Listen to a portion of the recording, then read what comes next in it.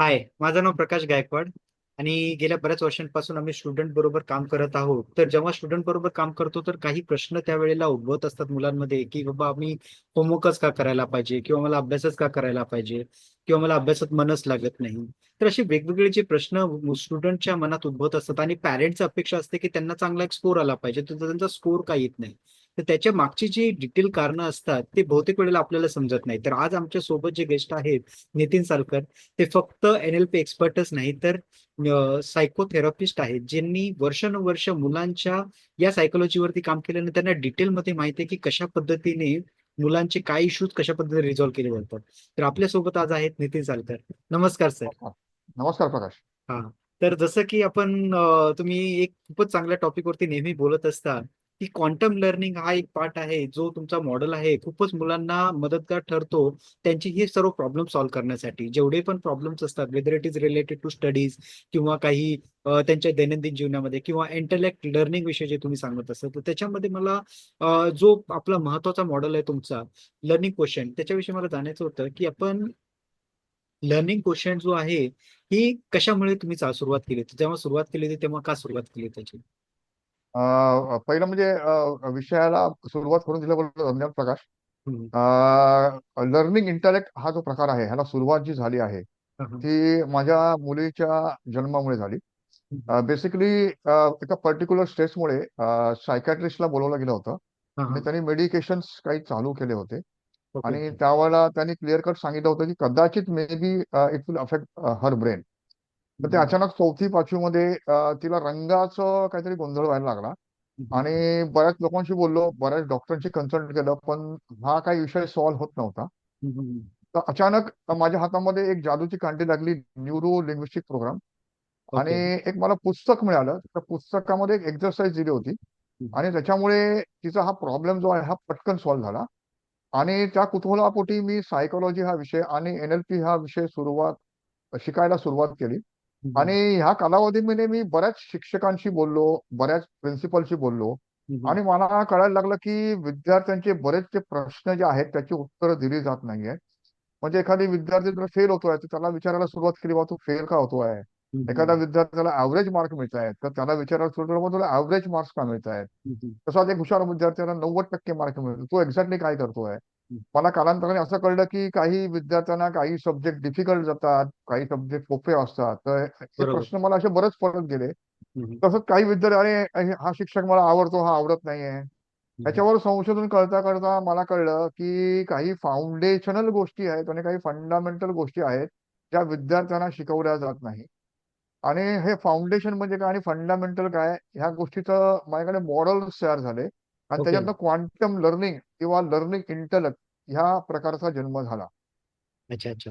तर आता हे जे तुम्ही सांगितलं हे खूपच चांगल्या पद्धतीने, म्हणजे बेसिकली हे तुमचा पर्सनल एक्सपिरियन्स असल्यासोबतच तुम्ही यांना डिटेलमध्ये गेलात. तुमचा प्रॅक्टिकल अनुभव बेसिकली तुम्ही याच्यामध्ये आणलात. बऱ्याचशा मुलांचा रिसर्च वगैरे आपण बोलू शकतो. म्हणजे फक्त अभ्यासक्रमच तुम्ही याचा आत्मसात केला नाही, तर तुम्ही बऱ्याचशा गोष्टी मुलांकडनं गोष्टी जाणून घेतल्या आणि त्याच्या बेसवरती तुम्ही याच्यावरती ऍक्च्युअली हा मॉडेल तयार केलेला आहात. तर जेव्हा मॉडेल तयार केला तर तुम्ही मला एक असं तुम्ही जेव्हा बोलत होता तर तेव्हा फंडामेंटल आणि फाउंडेशन याच्याविषयी बोलत होतो, तर याला थोडं डिटेलमध्ये डिस्क्राईब करता येईल का की नेमकं म्हणजे फंडामेंटल आणि फाउंडेशन ही कशा पद्धतीने डिफर करतो? थँक्यू प्रश्नाबद्दल प्रकाश. हम्म. फाउंडेशन आणि फंडामेंटलचं मी तुम्हाला काही उदाहरणं सांगतो. हा, हा. की बेसिकली जर मला क्रिकेट शिकायचं असेल तर फाउंडेशन आणि फंडामेंटल शिकवलं जातं. ओके. मला जर कार शिकवायची असेल तर तिथे पण काही फाउंडेशन आणि फंडामेंटल्स असतात. तसंच संगीत शिकायचं असेल तिकडे पण काही फाउंडेशन आणि फंडामेंटल्स असतात. ओके. क्रिकेटचं उदाहरण घेऊया. फाउंडेशन म्हणजे कुठलाही कोच कुठल्याही बॅट्समनला डायरेक्ट बॅट पकडून स्ट्रोक मारायला शिकवत नाही.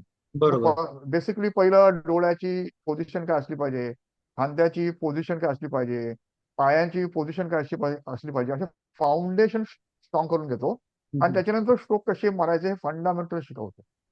संगीतामध्ये पण हाच प्रकार आहे की पहिलं डायरेक्ट गाणं शिकवलं जात नाही. पहिले सारे ग म प ध नि सा हे फाउंडेशन स्ट्रॉंग केलं जातं. हम्म.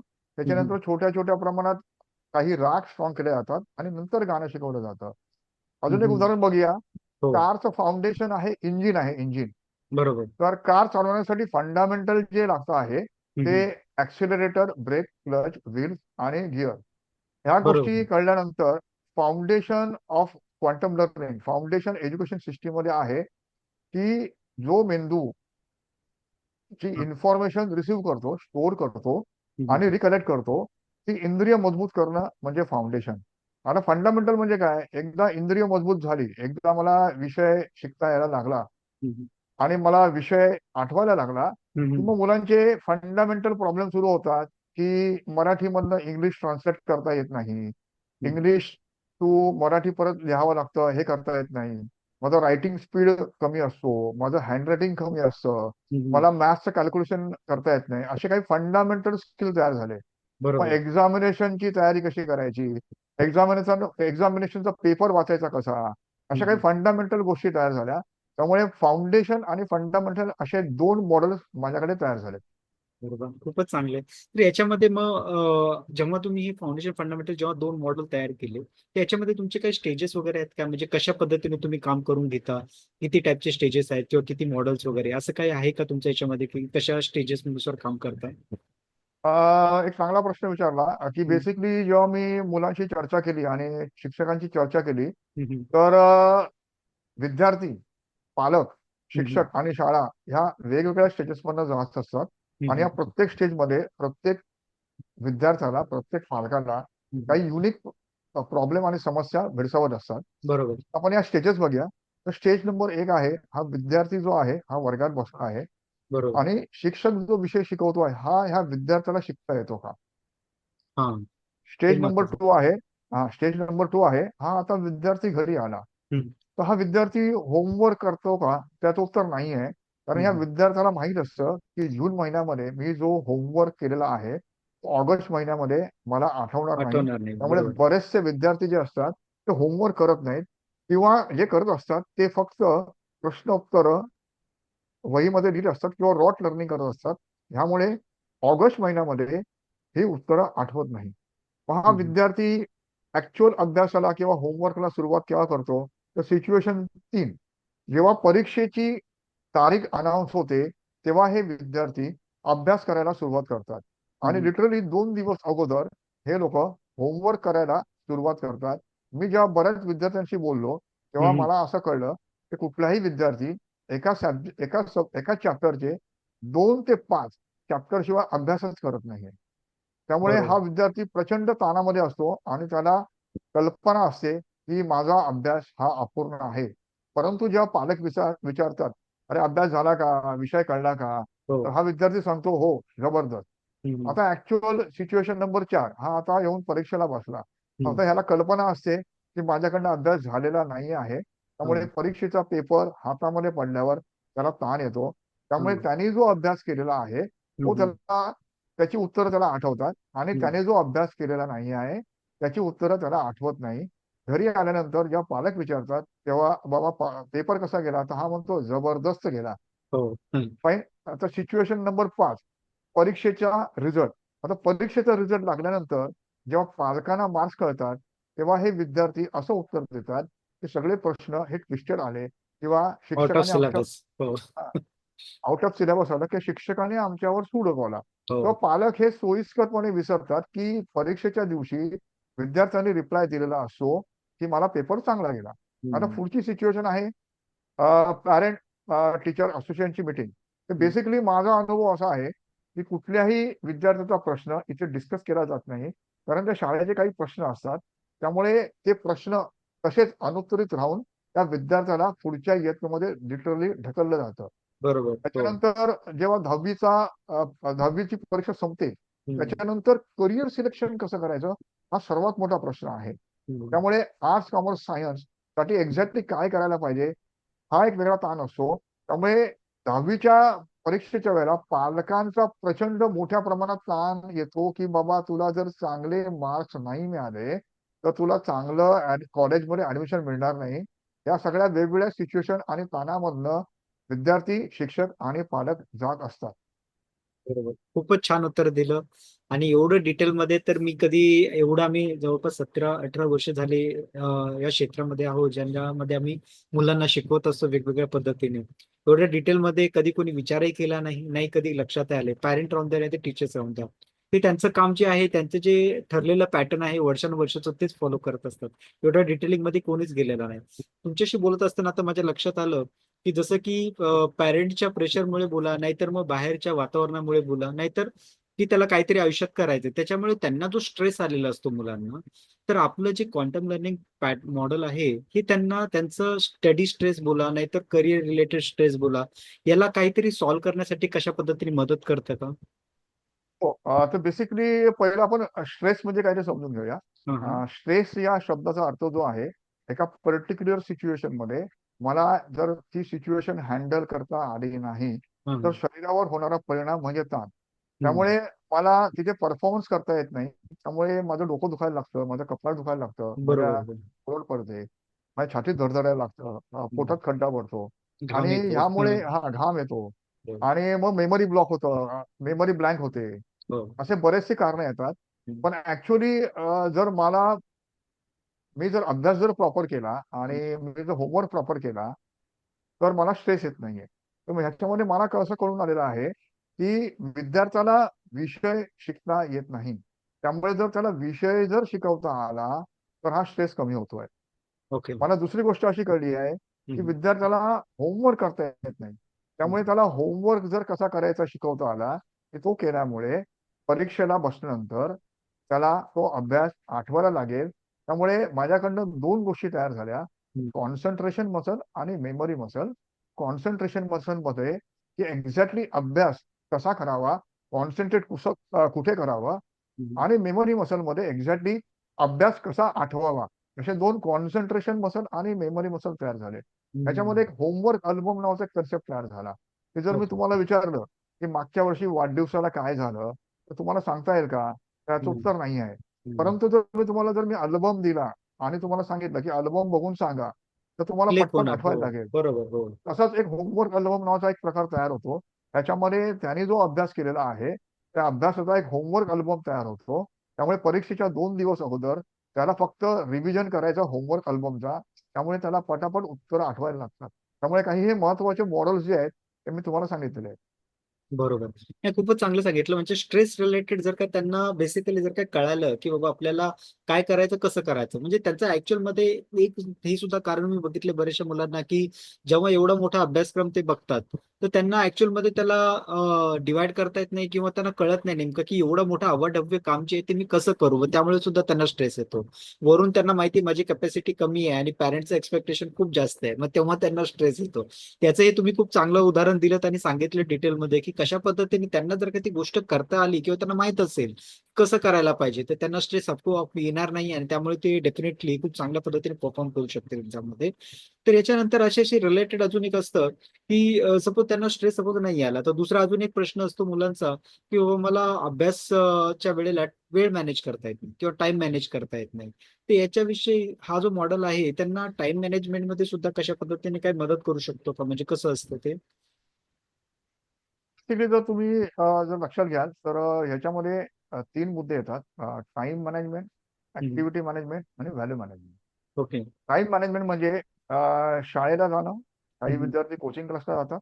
हा हा. शाळेचा होमवर्क, कोचिंग क्लासचा होमवर्क हम्म. आणि खेळ आणि अशा बऱ्याच गोष्टी ज्या असतात, ह्या तुम्हाला वर्षभराच्या टाइम मॅनेजमेंटमध्ये बसवाव्या लागतात. हम्म. आता ऍक्टिव्हिटी मॅनेजमेंटमध्ये तुम्हाला विद्यार्थ्याला पुरेपूर जाणीव करून द्यावी लागते. परत मी क्रिकेटचं एक्झाम्पल घेतो, की क्रिकेट खेळण्यापूर्वी, मॅच खेळण्यापूर्वी तुम्हाला नेटमध्ये प्रॅक्टिस करावीच लागते. बरोबर.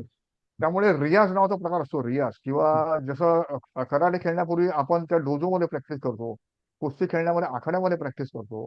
त्यामुळे जर तुम्हाला ताण नको असेल, तर तुम्हाला तुमच्या पूर्ण शेड्यूलमध्ये दिवसातला 1 ते 2 तास जो आहे ना, जे मगाशी आम्ही मॉडेल सांगितलं, हम्म. फाउंडेशन, ह्या फाउंडेशनचा अर्धा ते 1 तास अभ्यास करावा लागतो. हा जर अर्धा ते 1 तास अभ्यास जर तुम्हाला करता आला, तर तुमच्या शाळेचा होमवर्क आणि कोचिंग क्लासचा होमवर्क हा प्रॉपर मॅनेज होतो. आणि व्हॅल्यू मॅनेजमेंट, तर बेसिकली मग आम्ही मुलांना सतत सांगत असतो की तुम्हाला ठरवायचं आहे की महत्व कशाला द्यायचं आहे. तुम्हाला हम्म. खेळायचं आहे की तुम्हाला अभ्यास करायचा आहे. आणि कालांतराने आम्हाला असं कळलं की जेव्हा मुलांना कॉन्फिडन्स यायला लागला की आम्हाला टाइम मॅनेजमेंट आणि ऍक्टिव्हिटी मॅनेजमेंट जमतं, तेव्हा मुलांचा अभ्यास, होमवर्क हा पटापट संपायला लागला आणि हा हा. मुलांना खाली खेळायला वेळ पण मिळायला लागला. हम्म. हो, नाही म्हणजे हे बरोबर बोललात की बेसिकली आपण जर काही सर्व आता डिस्कशन मधून बघितलं तर सर्वात महत्वाचा मुद्दा जो असतो ते मुलांना एक कॉन्फिडन्स नसतो की एक्झाम देताना की मी कॉन्फिडंट आहे का, माझा जो अभ्यासक्रम आहे तो झालेला आहे का, मी एक्झाम देण्यासाठी कॉन्फिडंट आहे का. म्हणजे कॉन्फिडन्सचा जो प्रकार आहे तो जर का त्याच्यामध्ये नसेल तो तो हिंमत करत नाही पुढे जाऊन काही करण्याची. तर ही तुमच्या मॉडेलमुळे दिसून येत आहे की त्यांचा कॉन्फिडन्स वाढत आहे, त्यांचा स्ट्रेस दूर होत आहे, त्यांना टाइम मॅनेज करता येतोय. तो खूपच इफेक्टिव्ह मॉडेल दिसत आहे. तर याच्या कंटिन्युटीमध्ये मला अजून एक म्हणजे काही जेव्हा मुलांबरोबर आम्ही डिस्कस करत असतो किंवा डील करत असतो त्यावेळेला आमच्या एक लक्षात येतं की मुलं जेव्हा याच्यामध्ये करतात तर यांना मुलांचा अजून एक इश्यू असा येतो की त्यांना अभ्यास करत असताना ते एंगेज होत नाहीत. म्हणजे त्यांना वाटतं खूप बोरिंग वाटायला लागतं अभ्यासक्रम, किंवा त्यांना स्टडी नको कराय नाही का, आता नको करूया नंतर करूया, आपण प्रोकास्टिनेट बोलू शकतो बेसिकली. ते अवॉइड करण्याचा प्रयत्न करतात. तर हा तुमचा मॉडेल याच्यावरती पण काम करतो का की त्यांनी अवॉइड नाही करायला पाहिजे, वेळेनुसार अभ्यास करायला पाहिजे, याच्यावरती सुद्धा काम करतो का? प्रोक्रॅस्टिनेशन म्हणजे एक अभ्यास टाळणं.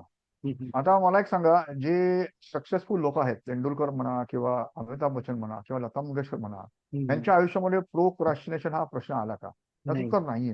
हो. कारण त्या लोकांना स्पेसिफिक माहिती आहे की मला ह्या गोष्टी करायच्या आहेत, हे स्किल डेव्हलप करायचं आहे, हे स्ट्रॅटेजी आहे, त्यामुळे मला इथे ते जायचं आहे. त्यामुळे मी परत सांगायचा असा प्रयत्न करतो, या विद्यार्थ्यांना जर कॉन्फिडन्सच नसेल की जर मी आज अभ्यास केला तर तो अभ्यास मला परीक्षेच्या दिवशी आठवणार नाही, तर मी आज अभ्यास कशाला करू, म्हणून ते बरोबर. अभ्यास टाळतायत. हम्म. त्यांना अभ्यास करायचा नाही असं नाही आहे. त्यामुळे म्हणून ते अभ्यास टाळतायत. तर प्रोक्रॅस्टिनेशनचं एक साधं साधं आणि साधं साधं हे उत्तर आहे. हम्म.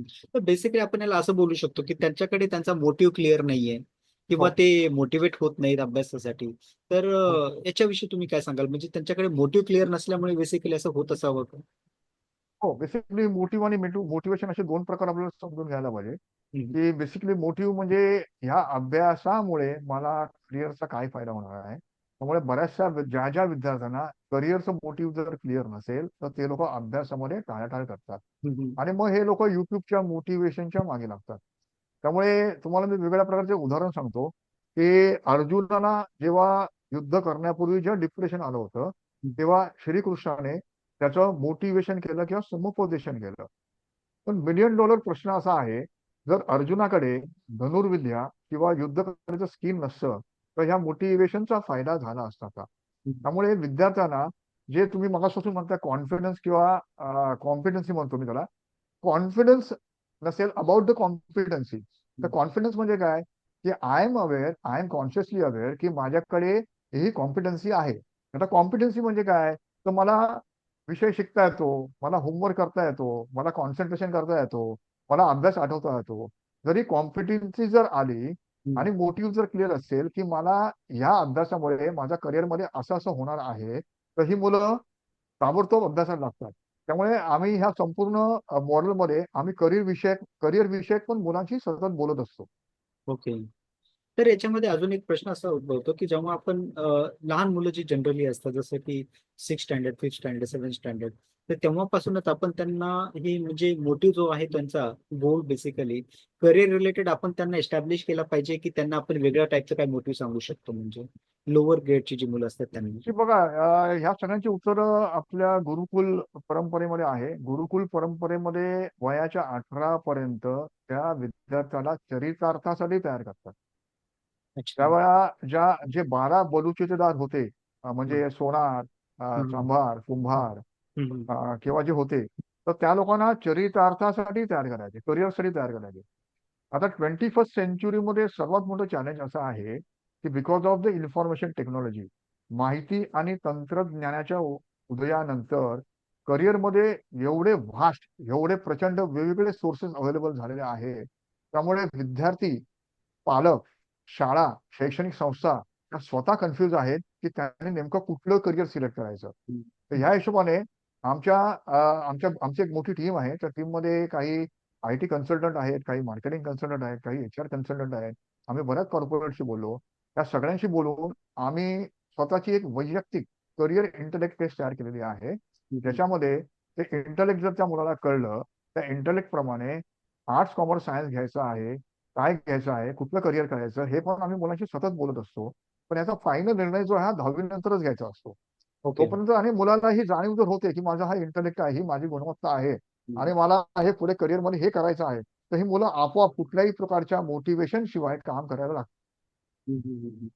तर आता आपण जसं मला जस्ट आठवलं की तुम्ही आता मध्ये बोलत होतात एक्सप्लेन करत असताना तुम्ही खूपच चांगल्या पद्धतीने इथं सांगितलं की म्हणजे त्यांना मोटिव्ह क्लिअर असेल तर मोटिवेशन तर बाय डिफॉल्ट त्यांना येतच जातं ज्याच्यामुळे ते डेफिनेटली त्यांचा गोल अचीव्ह करण्यासाठी काम करत राहतात एकदा मोटिव्ह क्लिअर झाला की.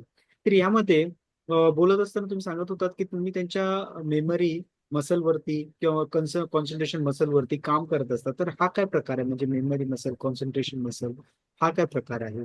जसं कशा पद्धतीने काम केलं जातं त्याच्यावरती? बेसिकली तुम्ही फार चुकीचा प्रश्न विचारलाय मला, कारण अच्छा. हा कॉपीरायटेड प्रश्न आहे, त्यामुळे तुम्हाला याची डिटेल सांगू शकत नाही. ओके. तरी सुद्धा थोडक्यात सांगायचा प्रयत्न करतो हं, हं, की हं, बेसिकली पंचेंद्रिय आपली कामं करत असतात. हं, हं. त्यामुळे मी ऐकतो, मी बघतो आणि मी लिहितो.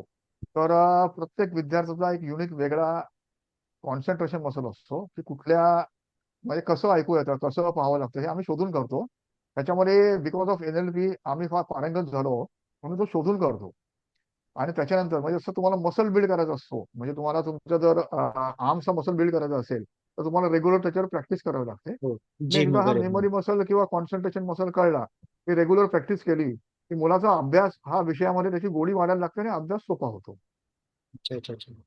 तर म्हणजे मसल म्हणजे तुम्ही एकदम डिटेलमध्ये सायंटिफिक वेने बेसिकली हे सर्व प्रकार केले जातात की ज्याच्यामुळे मुलांमध्ये डेफिनेटली फरक येतो. जसं की तुम्ही उदाहरण दिलं खूप चांगलं की आपल्याला जर काय आपली स्वतःची बॉडीची मसल्स बनवायची असेल तर ज्यानुसारची प्रॅक्टिसची गरज आहे तसं तुम्ही बेसिकली मेमरी मसल्स वरती किंवा कॉन्सन्ट्रेशन मसल्स वरती काम करून त्यांच्याकडनं करून घेता. तर हे सायंटिफिक पद्धतीने होत असल्यामुळे डेफिनेटली मला तरी जाणवतंय की मुलांमध्ये याच्यामुळे डेफिनेटली खूप फरक जाणवेल आणि ते त्यांच्या आयुष्यामध्ये खूपच चांगल्या पद्धतीने डेफिनेटली काम करू शकतील. यामध्ये सपोज जर काय कोणाला तुमच्याकडे ह्या मॉडेलचं बेनिफिट घ्यायचं असेल तर हे म्हणजे कशा पद्धतीने घेऊ शकतात ते हे प्रोग्राम कोण जॉईन करू शकतो? हे प्रोग्राम तुम्ही डिझाईन जो केला तो कोणासाठी डिझाईन केलेला आहे? बेसिकली बघा परत सांगतो मी, इन्फॉर्मेशन टेक्नॉलॉजीमुळे जग जे आहे हे प्रचंड अनिश्चित झालेलं आहे. हो. सतत काही ना काहीतरी नवीन डेव्हलप होत असतं. हम्म, हम्म, हम्म. त्यामुळे माझ्याकडे 5वी पासूनचे विद्यार्थी आहेत. माझ्याकडे ज्युनियर केजी, सिनियर केजीचे पण विद्यार्थी येतात. Okay. Chartered accountant, doctors, lawyers असे विद्यार्थी आलेले आहेत. आणि जे एम्प्लॉई ज्यांना पुढे प्रमोशनसाठी परीक्षा द्यायची असते ते पण माझ्याकडे येतात. अच्छा. आणि उद्योग असतो उद्योग, त्याला सतत काही ना काहीतरी शिकायचं असतं. हम्म, त्यामुळे शिकणं हे कधीच थांबत नाही. बरोबर. वाचाल तर वाचाल जे आपण म्हणतो, त्यामुळे शिकाल ते तर इकडे लागू जगाल. होतात. हो. हा, तर शिकाल तर जगाल. मग हम्म. ऑलमोस्ट माझ्याकडे एखादा उद्योजक जरी क्लायंट आला कन्सल्टन्सीसाठी, बाबा पहिलं तुला शिकता येत आहे का? तुला शिकता येत नाही तर मी तुझ्यासमोर डोकं फोडून काय फायदा नाही. त्यामुळे माझा सर्वात पहिला प्रोग्राम त्याच्यावर तू बाबा शिक हे असतो. त्यामुळे मरेपर्यंत जर तुम्हाला सतत काम करावं लागत असेल, तर मरेपर्यंत हे मॉडेल तुम्हाला उपयोगी पडणार आहे. त्यामुळे age is no bar. Okay. नाही कळालं म्हणजे अगदी आपण बोलू शकतो की लहान मुलांपासून ते जे प्रोफेशनल लेवलला काम जॉबला लागलेले आहेत तिथपर्यंतचे सर्व लोक या प्रोग्रामला जॉईन करू शकतात. तर एक साधारण कितपत कालावधी लागतो म्हणजे सपोज जर का कोणाला जॉईन केलं म्हणजे या मॉडेलला त्यांनी घेतलं तुमच्याकडनं किंवा तुमच्याकडनं घेतल्याच्या नंतर त्यांना साधारण किती वेळ लागतो थोडाफार फरक जाणवायला किंवा म्हणजे किती साधारण वेळ लागतो कशा स्टेजेस मध्ये काम करता तुम्ही? बरं, ह्याचं उत्तर दोन विभागात देतो मी. हम्म, माझ्याकडे परत लर्निंग डिसेबल मुलं पण येतात. लर्निंग डिसेबल हा ऍक्च्युअल शब्द चुकीचा आहे. हम्म. ते लोक एबलच आहेत, परंतु आपली एज्युकेशन सिस्टीम त्यांना शिकवण्यासाठी डिसेबल आहे. अच्छा. हम्म, हा, त्यामुळे मी त्यांना सुपर कॉम्प्युटर म्हणतो. हम्म, इथे थोडा वेळ लागतो. आणि एखादा नॉर्मल ज्याला विषय कळतोय तर तो एका दिवसात पण शिकतो, एका महिन्यात पण शिकतो. हम्म. आम्ही यांच्या 3 स्टेजेस केलेले आहेत. स्टेज 1 मध्ये आम्ही त्यांची इंद्रिय मजबूत करतो. जी पंचेंद्रिय असतात, जी शिक्षणासाठी लागणारी इंद्रिय असतात ती मजबूत करतो. साधारणपणे 1 आठवडा ते एका महिन्यामध्ये ही इंद्रिय मजबूत होतात. हम्म. सेकंड स्टेजमध्ये आम्ही इंद्रिय आणि अभ्यास कसा करावा हा विषय घेतो. आता या विद्यार्थ्याला कळायला लागतं की बाबा आपण जे कॉन्सन्ट्रेशन आणि मेमरी मसल जे डेव्हलप केलेलं आहे त्याचा वापर एक्झॅक्टली अभ्यास शिकण्यासाठी कसा करायचा, त्याला पुढचे 1 ते 2 महिने जातात. त्यामुळे कम्प्लीट 3 महिन्याचा आम्ही हा प्रोग्राम डिझाईन केलेला आहे. जरी तुम्ही क्लेम केलं की बाबा मी शिकलो, तर त्याचा सराव जर तुम्ही नाही केला हम्म. तर त्याचा काही फायदा नसतो. त्यामुळे हो. मॅक्झिमम 3 महिन्यामध्ये 2 मॉडेल्स हे कम्प्लीट होतात. हम्म. त्याच्यानंतर बरेचसे पॅरेंट असे म्हणतात की हा विद्यार्थी जो आहे त्याला कळलेलं आहे सगळं, पण तो बिकॉज ऑफ XYZ रिझन तो घरी अभ्यास करत नाहीये. कारण पालक जे असतात ते दोघे नोकरीला गेलेले असतात, व्यवसायाला गेलेले असतात. तर इथे आम्ही शॅडो टीचिंग नावाचा प्रकार केलेला आहे. ओके. त्याच्यामध्ये आयदर शॅडो टीचर जो अभ्यास करून घेतो किंवा सब्जेक्ट मॅटर एक्सपर्ट. कधी कधी विद्यार्थ्यांना काही काही सब्जेक्ट्समध्ये बऱ्याच अडचणी असतात. त्यामुळे हे पुढचे मार्चची परीक्षा संपेपर्यंत असं आम्ही 3 स्टेजमध्ये हे मॉडेल तयार केलेलं आहे. अच्छा. तर खूप म्हणजे तुमच्याशी आता डिस्कस करत असताना बऱ्याचशा क्लॅरिटी मिळालेल्या आहेत. जेव्हा आता जो कोणी हा व्हिडिओ बघेल किंवा जो कोणी आपलं डिस्कशन बघेल, तर त्यामधून त्यांना एकदम क्लॅरिटी येऊन जाईल की आतापर्यंत त्यांनी त्यांच्या आयुष्यामध्ये शिकत असताना किंवा स्कूलिंग करत असताना ज्या काय चुका केलेल्या आहेत आणि काय कारण आहेत की ज्याच्यामुळे एखादा व्यक्ती का त्याच्या आयुष्यामध्ये व्यवस्थित शिकत नाही किंवा तो राईट डायरेक्शन मध्ये का करत नाही. जसं तुम्ही आता डिसेबल मुलांविषयी जे बोलत होता, जे स्पेशल मुलं असतात त्यांच्याविषयी सुद्धा सांगत असताना लक्षात आलं की आपण त्यांना ज्या पद्धतीने ट्रीट करतो तसं ट्रीट न करता त्यांना जर का ऍक्च्युअल मेथोडॉलॉजी यूज केली शिकण्यासाठी, तर डेफिनेटली ते त्यांच्या आयुष्यामध्ये खूप चांगलं परफॉर्म करू शकतील. तर तुमच्याशी डिस्कस करत असताना खूपच चांगलं अनुभव आला आणि बऱ्याचशा गोष्टी कळायला. आपण पुढच्या येणाऱ्या काही दिवसांमध्ये पुन्हा आपण याच्यावरती कंटिन्युटी मध्ये आपण याच्याशी रिलेटेड अजून डिस्कस करूया डिटेलमध्ये, ज्याच्यामध्ये आपण बऱ्याचशा गोष्टी अजून जाणून घेऊया की हे मुलांना कशा डिटेलमध्ये मदत करतं. तुम्ही कुठले कुठले ऑनलाईन ऑफलाईन कसे प्रोग्राम रन करता, याच्या डिटेलमध्ये आपण नेक्स्ट याच्या एपिसोडमध्ये डिस्कस करूया डिटेलमध्ये. थँक्यू सर जॉईन केल्याबद्दल. आणि एक लास्ट जर का काही सांगायचं असेल आमच्या प्रेक्षकांना किंवा बघणाऱ्यांना, तर तुम्ही तुमच्या एंडने काही एंड टिप्पणी एखादी देऊ शकता. टिप्पणी वगैरे काय प्रकार नसतो. बेसिकली हं, मेहनत मेहनत मेहनत हाच प्रकार असतो. मला एक वाक्य फार आवडतं. हं, हं, जे मी प्रत्येक वेळेला सांगत असतो, if I can learn the way you teach. हं, हं, तुम्ही ज्या प्रकारे शिकवता त्या प्रकारे जर मला शिकता येत नसेल, तर हं. Could you teach me the way I learn. मी ज्या प्रकारे शिकतो त्या प्रकारे तुम्हाला शिकवता येईल का? हे त्यामुळे खूपच प्रत्येक विद्यार्थी कसा शिकतो हे जर ओळखता आलं तर त्याला शिकवणं सोपं होतं. बरोबर. नाही, म्हणजे खूपच चांगलं तुम्ही वाक्य सुद्धा शेवटचं खूपच चांगलं होतं. आपण डेफिनेटली पुढे कंटिन्यू करूया, नेक्स्ट एपिसोड मध्ये डिटेलमध्ये त्याला डिस्कस करूया. Thank you sir. ठीक आहे. थँक्यू. थँक्यू.